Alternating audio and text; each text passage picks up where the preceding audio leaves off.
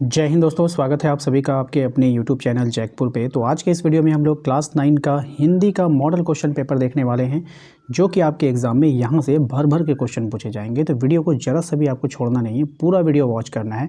और जो बच्चे चैनल पे पहली बार विजिट कर रहे हैं, जल्दी से सब्सक्राइब कर लीजिएगा। क्लास 9 की पूरी तैयारी आपको यहाँ पर बिल्कुल फ्री में करवाई जाएगी और साथ ही साथ क्लास 10 की भी तैयारी यहाँ पर बिल्कुल फ्री में करवाई जाती है। तो आप लोग चैनल को जरूर से जरूर सब्सक्राइब कर लेना है, बेल आइकन को प्रेस कर लीजिए ताकि आने वाली हर एक वीडियो का नोटिफिकेशन आपके मोबाइल पर जाता रहे। इसके अलावा आप हमारे दिए गए नंबर पे एक मैसेज करके अपने व्हाट्सएप ग्रुप को भी ज्वाइन कर सकते हैं। देखिए, सबसे पहले जब एग्जाम में आप जाओगे तो आपको एक छोटा सा पैसेज मिलेगा। पैसेज को ध्यानपूर्वक पढ़ना है। इससे होगा क्या कि सभी क्वेश्चन आपके यहीं पैसेज से देखने को मिल जाएंगे।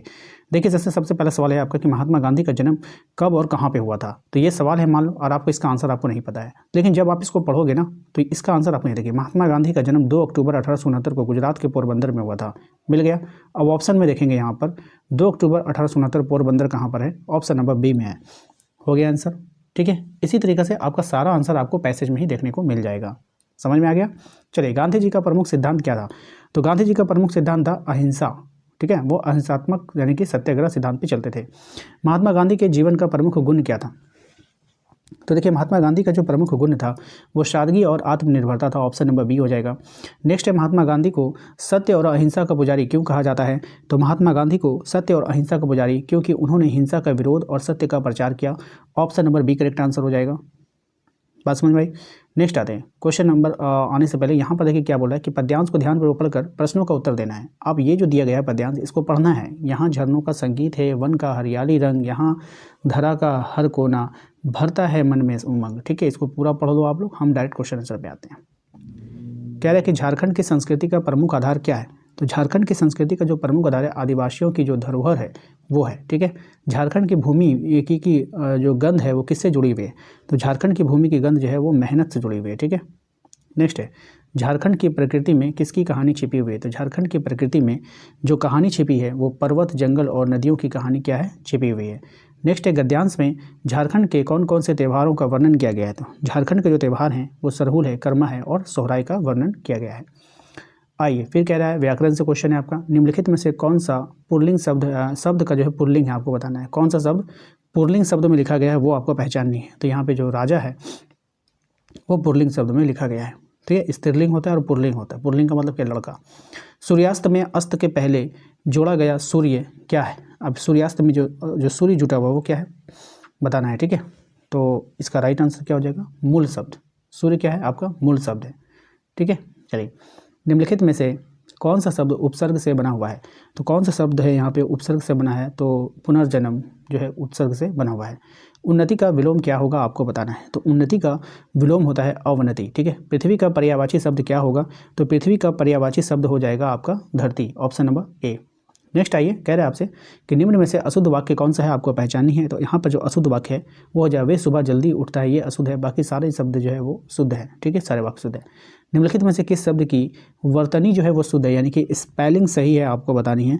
कौन से शब्द की, समर्पण की। ठीक है, नेक्स्ट, नाक कटना मुहावरे का सही अर्थ क्या होगा। तो नाक कटना मुहावरे का अर्थ होता है सम्मान को खो देना, इज्जत को खो देना। पढ़ाई करना जरूरी है, इस वाक्य में क्रिया शब्द कौन सा है।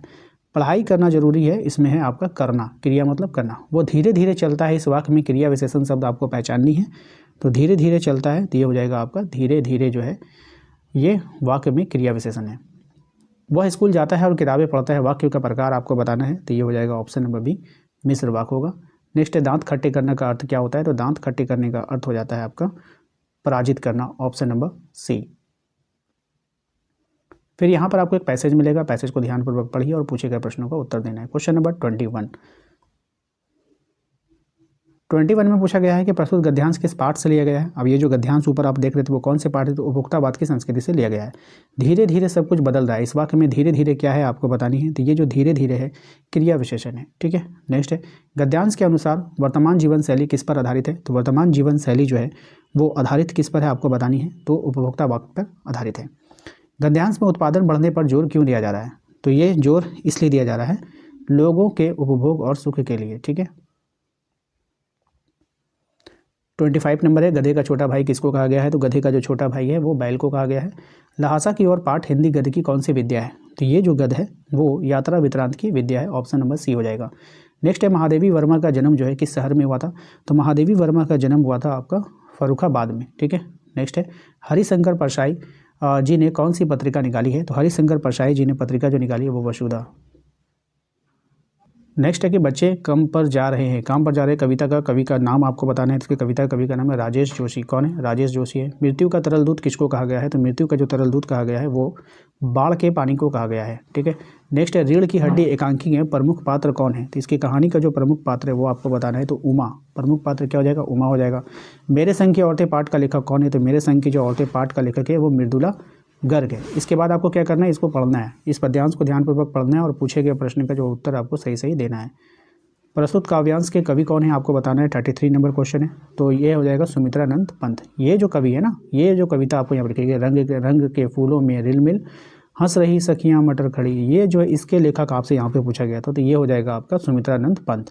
इस काव्यांश में रंग के फूलों से कवि का क्या व्यक्त करना चाहता है, तो यहाँ पे कवि व्यक्त करना चाहता है प्रकृति की विविधता को। किसको, प्रकृति की विविधता को। नेक्स्ट है छिमिया, कह रहा है कि छिमिया छिपाए बीज लड़ी पंक्ति का क्या तात्पर्य है, तो इसका तात्पर्य हो जाएगा आपका मटर की फलियों के छिपे बीज।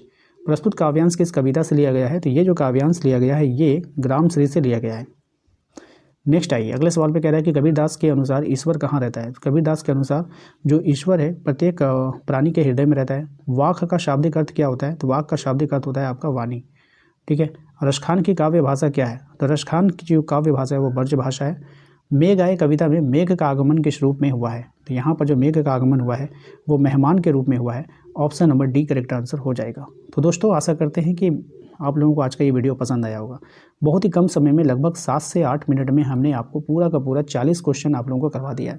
इस वीडियोस को 3 से 4 बार आपको देखना है। इससे होगा ये कि आपको ना ही उतारना पड़ेगा ना ही आपको रटना पड़ेगा, बस देख देख करके आपको प्रैक्टिस हो जाएगा। तो 3 से 4 बार जरूर देख लीजिएगा। रियल मॉडल पेपर है ये, यहाँ से क्वेश्चन आपके एग्जाम में फंसेंगे ही फंसेंगे, तो पूरा मॉडल पेपर देख कर जाना है आप लोगों को।